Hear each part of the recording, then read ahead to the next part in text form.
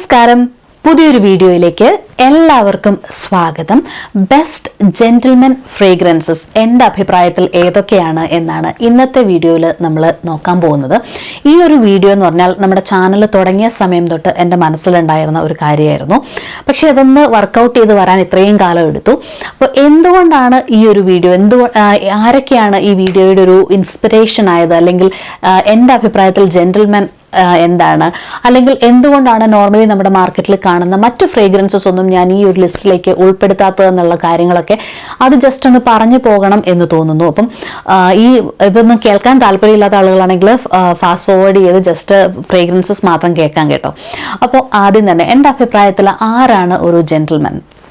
അപ്പോൾ എൻ്റെ അഭിപ്രായത്തിലെ ജെന്റിൽമാൻ എന്ന് പറയുന്നത്, ഇപ്പം നമ്മളെ ചുറ്റും ഒരുപാട് ആളുകളെ കാണാറുണ്ട്. അപ്പോൾ ആ ആളുകളിൽ നിന്നൊക്കെ വ്യത്യസ്തനായ ഒരു വ്യക്തിയാണ് ജെന്റിൽമാൻ. അദ്ദേഹത്തിൻ്റെ പേഴ്സണാലിറ്റി തന്നെയാണ് നമ്മൾ എപ്പോഴും നോട്ടീസ് ചെയ്യുന്നത്. അപ്പം ജെന്റിൽമാൻ എന്ന് പറയുമ്പോൾ അത് നോട്ടീസ് ചെയ്യുന്നത് ഒബ്വിയസ്ലി ഒരു സ്ത്രീ ആയിരിക്കണമല്ലോ. അപ്പം ഒരു സ്ത്രീയുടെ പെർസ്പെക്റ്റീവിൽ നിന്ന് നോക്കുമ്പോൾ ഒരുപാട് ആളുകളെ കാണാറുണ്ടെങ്കിൽ പോലും അവരുടെ എല്ലാവരുടെയും പേഴ്സണാലിറ്റീസ് നമുക്ക് അങ്ങനെ സ്ട്രൈക്കിംഗ് ആയിട്ട് തോന്നണമെന്നില്ല. ചില ആളുകളെ തോന്നുമ്പോൾ വളരെ ഹാൻസം ആണല്ലോ എന്ന് തോന്നും, അയാളുടെ ഡ്രസ്സിങ് ആണല്ലോ എന്ന് തോന്നും, അയാളുടെ ആക്സസറീസ് കൊള്ളാമല്ലോ എന്ന് തോന്നും. പക്ഷെ എന്നാൽ പോലും ചില ആളുകളെ കാണുമ്പോൾ അവരുടെ പേഴ്സണാലിറ്റിയാണ് നമുക്ക് ഭയങ്കരമായിട്ട് സ്ട്രൈക്കിംഗ് ആയിട്ട് തോന്നുന്നത്.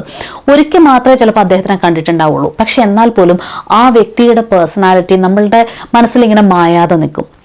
കുറേ ആളുകളെ കാണുന്നതിനിടയിലും ചില ആളുകളുടെ മുഖങ്ങൾ നമ്മുടെ മനസ്സിൽ മായാതെ നിൽക്കുന്നത് അവരുടെ പേഴ്സണാലിറ്റി കൊണ്ട് തന്നെയാണ്, അല്ലെങ്കിൽ അവരോടുള്ള ഭയങ്കരമായിട്ടുള്ള ഒരു റെസ്പെക്റ്റ് നമ്മുടെ മനസ്സിൽ തോന്നുന്നത് കൊണ്ടാണ്. അത്രയേറെ റെസ്പെക്റ്റ് തോന്നുന്ന, അത്രയേറെ ഇൻഫ്ലുവൻസ് ചെയ്യാൻ കഴിവുള്ള ആളുകളെയാണ് എൻ്റെ മനസ്സിൽ ഞാൻ ജെന്റിൽമാൻ എന്ന് കണക്കാക്കുന്നത്.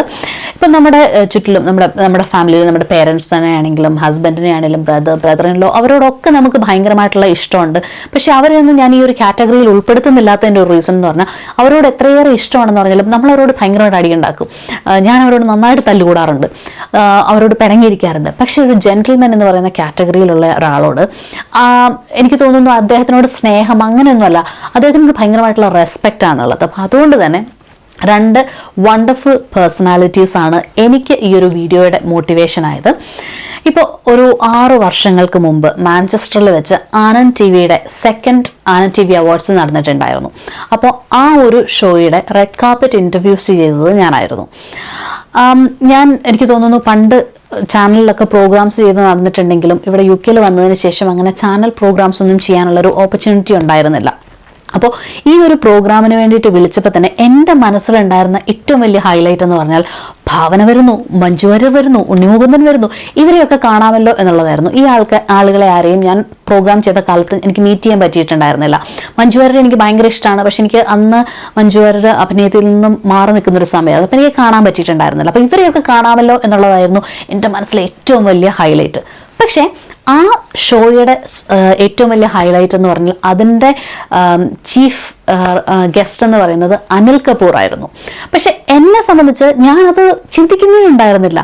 കാരണം ഇവിടെ UK വന്നതിന് ശേഷമാണ് ഞാൻ മലയാളം ഒഴിച്ച് മലയാളം അല്ലാതെ ബാക്കി ഭാഷകളിലുള്ള സിനിമകൾ കാണാൻ തുടങ്ങിയിട്ടുള്ളത്. അപ്പോൾ അതുകൊണ്ട് തന്നെ അനിൽ കപൂർ എന്ന് പറയുന്ന പേഴ്സണാലിറ്റിയുടെ അദ്ദേഹത്തിൻ്റെ ഒരേ ഒരു സിനിമ മാത്രമേ ആ ഒരു പോയിന്റിൽ ഞാൻ കണ്ടിട്ടുണ്ടായിരുന്നുള്ളൂ. അത് സ്ലം ഡോഗ് മില്യനെയർ ആണ്.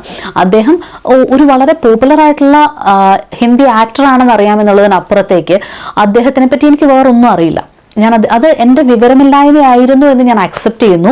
പക്ഷെ എന്നാൽ പോലും എൻ്റെ മനസ്സിൽ അനിൽ കപൂർ വരുന്നു എന്നുള്ളതിന് വലിയ ഇമ്പോർട്ടൻസ് ഒന്നും ഉണ്ടായിരുന്നില്ല. ഭാവന വരുന്നു, മഞ്ജു വാര്യർ വരുന്നു, അതായിരുന്നു എൻ്റെ മനസ്സിലെ ഏറ്റവും വലിയ കാര്യം. അപ്പോൾ പ്രോഗ്രാമിന് പോയി അവരുടെയൊക്കെ ബൈറ്റ്സ് എടുത്തു.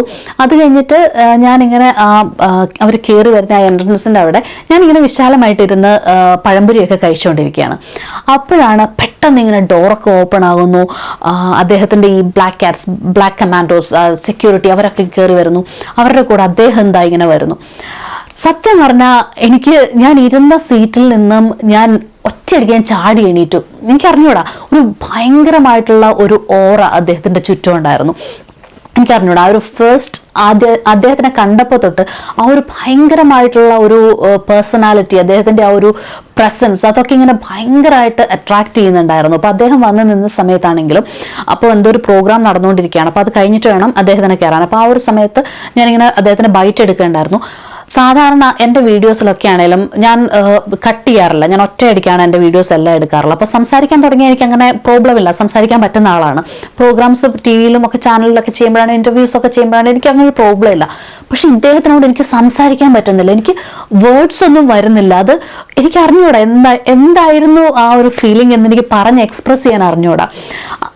പക്ഷെ അദ്ദേഹം വളരെ വളരെ എന്താ പറയുക, വളരെ കൂളായിട്ട് നിന്ന് വളരെ വളരെ രസകരമായിട്ട് അദ്ദേഹം എൻ്റെ കൂടെ ആ ഒരു ബൈറ്റ് എടുക്കാനൊക്കെ ഹെൽപ്പ് ചെയ്തിട്ടുണ്ടായിരുന്നു. അതിനുശേഷം അദ്ദേഹം കുറച്ചും കൂടെ സമയം കഴിഞ്ഞിട്ടാണ് അകത്തേക്ക് കയറുന്നത്. അപ്പോൾ അത്രയും സമയം അവിടെ നിൽക്കുമ്പോഴും അദ്ദേഹം വളരെ ഡൗൺ ടു എർത്ത് ആയിട്ട് നിന്ന് എൻ്റെ അടുത്ത് എവിടെയാണ് താമസിക്കുന്നത്, എന്താണ് ചെയ്യുന്നത് ഒക്കെ പറഞ്ഞിട്ട് കുറേ അധികം കാര്യങ്ങൾ ഇങ്ങനെ സംസാരിച്ചിട്ടുണ്ടായിരുന്നു. അപ്പോൾ അന്ന് എടുത്ത് 1-2 ഫോട്ടോസ് ഞാൻ ഇതിൽ ഇൻസേർട്ട് ചെയ്യാൻ കേട്ടോ. അപ്പോൾ ആ ഒരു കോൺവെർസേഷൻ അദ്ദേഹത്തിൻ്റെ ലൈഫിൽ ഞാൻ ആ ഒരു പോയിന്റിൽ അങ്ങനെ മാത്രമേ കണ്ടിട്ടുള്ളൂ. അതിനുശേഷമാണ് ഞാൻ അദ്ദേഹത്തിൻ്റെ സിനിമകൾ കാണുന്നത്. അപ്പോൾ അന്ന് അദ്ദേഹത്തിനോട് അങ്ങനെ ഭയങ്കരമായിട്ടുള്ള ഒരു താരാരാധന കൊണ്ട് തോന്നിയ ഒരു ഇഷ്ടമായിരുന്നു അതെന്ന് എനിക്ക് തോന്നുന്നില്ല. കാരണം അങ്ങനെ അദ്ദേഹത്തിൻ്റെ സിനിമകളൊന്നും കണ്ടിട്ടില്ല, അദ്ദേഹത്തിൻ്റെ വലിപ്പം എന്താണെന്ന് എനിക്ക് അന്ന് അറിയില്ല. അപ്പോൾ അതുകൊണ്ട് തന്നെ ആ ഒരു പേഴ്സണാലിറ്റിയോട് തോന്നിയ ഭയങ്കരമായിട്ടുള്ള ഒരു ഇഷ്ടമായിരുന്നു അത്. അപ്പോൾ അദ്ദേഹത്തിൻ്റെ ആ ഒരു ഭയങ്കരമായിട്ടുള്ള ഒരു പേഴ്സണാലിറ്റി, അദ്ദേഹത്തിൻ്റെ ആ ഒരു ഭയങ്കര അട്രാക്റ്റീവ് ആയിട്ടുള്ള നേച്ചർ എനിക്ക് ഭയങ്കരമായിട്ട് അദ്ദേഹം ഒരു ജെന്റിൽമാൻ എന്നുള്ളൊരു തോന്നൽ എൻ്റെ മനസ്സിലുണ്ടാക്കിയ വ്യക്തിയാണ്. അതുപോലെ തന്നെ എൻ്റെ ഓഫീസിൽ, എൻ്റെ ഇപ്പോഴത്തെ ഓഫീസിൽ ഒരു സീനിയർ ഓഫീസറുണ്ട്. അദ്ദേഹം കുറച്ചും കൂടെ താഴെയുള്ള പോസ്റ്റിലായിരുന്ന സമയം തൊട്ട് എനിക്ക് അദ്ദേഹത്തിനെ അറിയുന്നതാണ്. പക്ഷെ അദ്ദേഹത്തിൻ്റെ പേഴ്സണാലിറ്റി എന്ന് പറഞ്ഞാൽ ഭയങ്കരമായിട്ടുള്ള ഒരു എന്താ പറയുക, പ്രൊഫഷണലിസം, അല്ലെങ്കിൽ അദ്ദേഹം ഒരു നോ പറഞ്ഞാൽ, അല്ലെങ്കിൽ യു ഷുഡ് ഡു ദിസ് എന്ന് പറഞ്ഞു കഴിഞ്ഞാൽ ചുറ്റുമുള്ള ആളുകൾ എന്തുകൊണ്ടാണെന്ന് പോലും അദ്ദേഹത്തിനെ ക്വസ്റ്റ്യൻ ചെയ്യാതെ അല്ലെങ്കിൽ ചിന്തിക്കാതെ അദ്ദേഹം പറഞ്ഞു എന്നുള്ള ഒറ്റ കാര്യം കൊണ്ട് അദ്ദേഹം പറഞ്ഞ കാര്യങ്ങൾ ചെയ്യുന്നത് ഞാൻ കാണാറുണ്ട്. കാരണം ആ മനുഷ്യന് തെറ്റുപറ്റില്ല, അദ്ദേഹം ഫെയർ ആയിട്ട് മാത്രമേ കാര്യങ്ങൾ ചെയ്യുള്ളൂ. ഒരു അൺഫെയർ ഡിസിഷൻ അദ്ദേഹത്തിൻ്റെ സൈഡിൽ നിന്ന് വരില്ല. അദ്ദേഹം ഈ പ്രൊഫഷണലിസത്തിൻ്റെ ഒക്കെ മൂർത്തിമത് ഭാവമാണ് എന്നുള്ളൊരു കോൺസെപ്റ്റ് എല്ലാവരുടെ മനസ്സിലുണ്ട്. അത് ആ ഒരു ചിന്ത എല്ലാവരുടെയും മനസ്സിൽ ഉണ്ടാക്കിയെടുക്കാൻ പറ്റിയത് അദ്ദേഹത്തിൻ്റെ പ്രൊഫഷണലിസം കൊണ്ട് മാത്രമാണ്, അദ്ദേഹത്തിൻ്റെ ആ ഒരു പേഴ്സണാലിറ്റി കൊണ്ട് മാത്രമാണ്. അപ്പം ഈ 2 വ്യക്തികളാണ് എൻ്റെ മനസ്സിൽ ഈ ഒരു ജെന്റിൽമെൻ കോൺസെപ്റ്റ് അല്ലെങ്കിൽ ജെന്റിൽമെൻ ഫ്രേഗ്രൻസസ് എന്ന് പറയുന്ന വീഡിയോ ചെയ്യാനുള്ള ഒരു പ്രചോദനമായത്. ചാനൽ തുടങ്ങിയപ്പോൾ തൊട്ട് എനിക്ക് ഇങ്ങനെ ഒരു കോൺസെപ്റ്റിലുള്ള വീഡിയോസ്, കുറച്ച് പെർഫ്യൂംസ് മെൻഷൻ ചെയ്യണം, ഒരു വീഡിയോ ചെയ്യണം എന്നുണ്ടായിരുന്നു. പക്ഷെ അന്ന് മനസ്സിൽ ഏത് പെർഫ്യൂമാണ് ഇതിൽ ആഡ് ചെയ്യാന്ന് അറിയില്ലായിരുന്നു. അപ്പം ഞാനിങ്ങനെ ഒരു കോൺസെപ്റ്റ് മനസ്സിലിട്ടിങ്ങനെ നടന്നു.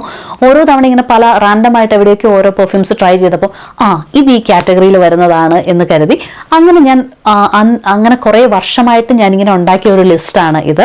5 ഫ്രേഗ്രൻസസ് മാത്രമാണ് ഈ ഒരു ലിസ്റ്റിലുള്ളത്. ഇനി എന്തുകൊണ്ടാണ് ഞാൻ ഡിയോ സവാജ്, ബ്ലൂ ഡെ ഷനേൽ അല്ലെങ്കിൽ അങ്ങനെയുള്ള പോപ്പുലർ ആയിട്ടുള്ള ക്രീഡ വെന്റസ് ഒന്നും ഈ ഒരു ലിസ്റ്റിലേക്ക് ഇൻക്ലൂഡ് ചെയ്യാത്തതെന്നുള്ളത് ആദ്യം തന്നെ പറയാം. കാരണം അത് എല്ലാവരും യൂസ് ചെയ്യുന്ന പെർഫ്യൂംസ് ആണ്. നമ്മുടെ മാർക്കറ്റിൽ നമ്മുടെ പുറത്ത് ഒരുപാട് ആളുകൾ യൂസ് ചെയ്യുന്ന ഫ്രേഗ്രൻസസ് ആണ്. അപ്പോൾ ഒരു ജെന്റിൽമാൻ ഒരിക്കലും ഒരു നോർമൽ ആളുടെ രീതിയിലായിരിക്കരുത്, അല്ലെങ്കിൽ അദ്ദേഹത്തിനെ കാണുന്നത് കുറച്ചും കൂടി ഡിഫറെൻ്റ് ആയിരിക്കണം, കുറച്ചുകൂടെ യുണീക്ക് ആയിരിക്കണം എന്നുള്ളൊരു തോന്നലുള്ളത് കൊണ്ടാണ് എൻ്റെ മനസ്സിലെ ഈ ജെന്റിൽമാൻ ഫ്രേഗ്രൻസസ്, ഈ ലിസ്റ്റ് ഞാൻ റെഡിയാക്കിയിരിക്കുന്നത്. അപ്പോൾ ഫസ്റ്റ് ഫ്രേഗ്രൻസ് എന്ന് പറയുന്നത് ടെറി ഡി ഹെർമെസ് ആണ്. ഈ ഒരു പെർഫ്യൂം വളരെ യുണീക്ക് ആയിട്ടുള്ള ഒരു സെൻറ്റാണ്. ഇപ്പോൾ ഇതിനകത്തൊരു സിട്രസി ഓപ്പണിംഗ് ഉണ്ട്, ഒരു വുഡി ബേസ് ഉണ്ട്, വളരെ ഏർത്തി ആയിട്ടുള്ള ഒരു ഫീൽ ഉണ്ട്. പക്ഷെ എന്നാൽ പോലും ടെറി ഡി ഹെർമെസിൻ്റെ സ്മെൽ എന്ന് പറഞ്ഞാൽ വളരെ യുണീക്ക് ആയിട്ടുള്ള ഒരു ഫ്രേഗ്രൻസ് ആണ്. ഇതൊരു എവറിഡേ യൂസിന്, all season, all year around യൂസിന്, ഓഫീസ് യൂസിന് എല്ലാം പെർഫെക്റ്റ് ആണ്. ഈ ഫ്രേഗ്രൻസ് പോപ്പുലർ ആയിട്ടുള്ള ഫ്രേഗ്രൻസ് ആണെങ്കിൽ പോലും അത്ര അങ്ങ് കോമൺ അല്ല. അതുകൊണ്ട് തന്നെ ഇത് സ്മെൽ ചെയ്യുമ്പം എനിക്കൊരു ജെന്റിൽമാൻ എന്നുള്ളൊരു ഫീലാണ് ഈ ഒരു ഫ്രേഗ്രൻസിൽ നിന്നും എനിക്ക് കിട്ടുന്നത്. ഇനി രണ്ടാമത്തെ ഫ്രേഗ്രൻസ് എന്ന് പറയുന്നത് ടോം ഫോർഡിൻ്റെ ഗ്രേ വെറ്റിവർ എന്ന് പറയുന്ന പെർഫ്യൂമാണ്. ഈ പെർഫ്യൂം ഒരു വെറ്റിവർ ബേസ് ചെയ്തിട്ടുള്ള ഫ്രേഗ്രൻസ് ആണ്, ഒരു വുഡി പെർഫ്യൂമാണ്. അപ്പോൾ ഈ ഒരു പെർഫ്യൂം സ്മെൽ ചെയ്യുമ്പോഴും എനിക്ക് ഈ 2 ആളുകളുടെ ക്യാരക്ടറുമായിട്ടും ഈ 2 ആൾക്കാർക്ക് ഈ പെർഫ്യൂം വെയർ ചെയ്യാൻ പറ്റും എന്നുള്ളൊരു തോന്നലാണ് എൻ്റെ മനസ്സിലേക്ക് വരാറുള്ളത്. അപ്പോൾ അതുകൊണ്ട് തന്നെ ഈ ഒരു പെർഫ്യൂം എനിക്ക് സ്മെൽ ചെയ്യുമ്പോൾ എപ്പോഴും എനിക്കൊരു ജെന്റിൽമാൻ ഫ്രേഗ്രൻസ് എന്നുള്ള ആ ഒരു തോന്നലാണ് എനിക്ക് തോന്നുന്നത്. ഇനി നമ്പർ 3 എന്ന് പറഞ്ഞാൽ ക്രീഡ് അവെന്റസ് കൊളോൺ ആണ്. ഇത് ഒറിജിനൽ ക്രീഡ് അവെന്റസ് അല്ല, ഇതിൻ്റെ കൊളോൺ വേർഷൻ ഞാൻ ഓൾറെഡി വീഡിയോ ചെയ്തിട്ടുണ്ട് ഈ ഒരു പെർഫ്യൂമിൻ്റെ. അപ്പോൾ ഈ ഒരു പെർഫ്യൂം എന്ന് പറഞ്ഞാൽ ക്രീഡ് അവെന്റസ് എന്താണോ, പക്ഷെ അതിൻ്റെ കുറച്ചും കൂടെ ഒരു ഫ്രഷർ ആയിട്ടുള്ള, കുറച്ചും കൂടെ റിഫ്രഷിംഗ് ആയിട്ടുള്ള ഒരു വേർഷൻ, അതാണ് ക്രീഡ് അവെന്റസ് കൊളോൺ എന്ന് പറഞ്ഞാൽ. ഇതും വളരെ ഇൻട്രസ്റ്റിംഗ് ആയിട്ടുള്ള ഒരു ഫ്രേഗ്രൻസ് ആണ്. ക്രീഡ് അവന്റ് കൊളോൺ എന്നാണ് മെൻഷൻ ചെയ്തിട്ടുള്ളതെങ്കിൽ പോലും ഇത് ഒരു ഓഡ പെർഫാം കോൺസെൻട്രേഷനിൽ വരുന്ന ഫ്രേഗ്രൻസ് ആണ്. ഈ ഒരു ഫ്രേഗ്രൻസ് എന്ന് പറഞ്ഞാൽ അധികം സംസാരിച്ച് കേൾക്കാറില്ല, പക്ഷെ വളരെ ബ്യൂട്ടിഫുൾ ആയിട്ടുള്ള, വളരെ പ്ലസന്റ് ആയിട്ടുള്ള, വളരെ അപ്രോച്ചബിൾ ആയിട്ടുള്ള ഒരു സെന്റ് ആണ്. അപ്പോൾ അതുകൊണ്ട് തന്നെ തീർച്ചയായിട്ടും ഒരു ജെന്റിൽമാന് വെയർ ചെയ്യാൻ പറ്റുന്ന ഒരു ഫ്രേഗ്രൻസ് ആണ് ക്രീഡ് അവന്റസ് കൊളോൺ എന്ന് പറയുന്നത് എന്നാണ് എൻ്റെ അഭിപ്രായം. ഇനി നമ്പർ 4, ഈ ഒരു പെർഫ്യൂം എനിക്ക് തോന്നുന്നു ഒരുപാട് ആളുകൾക്ക് സുപരിചിതമായിട്ടുള്ളൊരു പെർഫ്യൂമാണ്. ഇത് റസാസയുടെ ഹവാസ് എന്ന് പറയുന്ന പെർഫ്യൂമാണ്. ഇത് നമ്മുടെ ഇൻവിക്ടസുമായിട്ട് സിമിലാരിറ്റീസ് ഉണ്ട്, അതിൽ നിന്നും ഇൻസ്പിറേഷൻ ഉൾക്കൊണ്ടിട്ടുള്ള ഒരു ഫ്രേഗ്രൻസ് ആണ്. പക്ഷെ എന്നാൽ പോലും ഇൻവിക്ടസിന്റെ അത്രയും സ്വീറ്റർ ആയിട്ടുള്ള ഒരു ഫ്രേഗ്രൻസ് അല്ല. ഇത് വളരെ ക്രിസ്പി ക്ലീൻ, ഇതുപോലൊരു വൈറ്റ് ഷർട്ട് അല്ലെങ്കിൽ വൈറ്റ് ടീഷർട്ട് ഒക്കെ ഇടുമ്പോൾ നമ്മുടെ മനസ്സിലേക്ക് എന്ത് തോന്നലാണ് ഒരു ഫ്രേഗ്രൻസിലേക്ക് ഇത് കൺവേർട്ട് ചെയ്യുമ്പോൾ വരുന്നത്.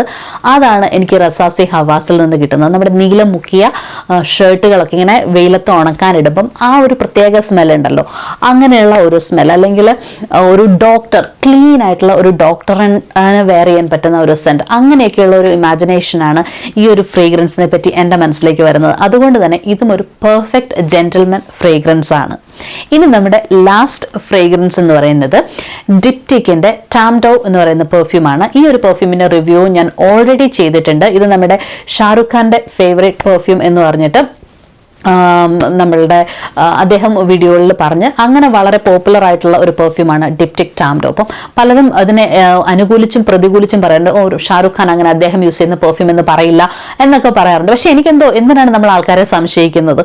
അപ്പം അദ്ദേഹം ഇതാണോ യൂസ് ചെയ്യുന്നതെന്ന് പറഞ്ഞിട്ടുണ്ടെങ്കിൽ ഓക്കെ, അങ്ങനെ എനിക്കെന്തോ അദ്ദേഹം യൂസ് ചെയ്യുന്ന പെർഫ്യൂംസിൽ ഒരെണ്ണമായിരിക്കാം ഇത് കേട്ടോ, എനിക്കറിയില്ല.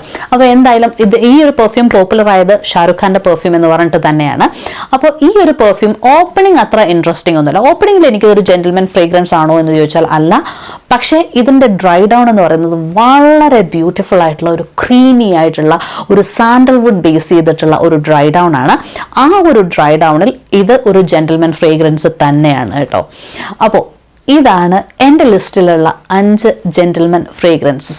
നിങ്ങൾക്ക് ഇങ്ങനൊരു ജെന്റിൽമാൻ ഫ്രേഗ്രൻസ് എന്ന് പറഞ്ഞൊരു കോൺസെപ്റ്റ് നിങ്ങളുടെ മനസ്സിലുണ്ടെങ്കിൽ ഏതൊക്കെ ഫ്രേഗ്രൻസസ് ആണ് പെട്ടെന്ന് നിങ്ങളുടെ മനസ്സിലേക്ക് വരുന്നത് എന്ന് തീർച്ചയായിട്ടും കമൻറ്റ് ചെയ്യണം.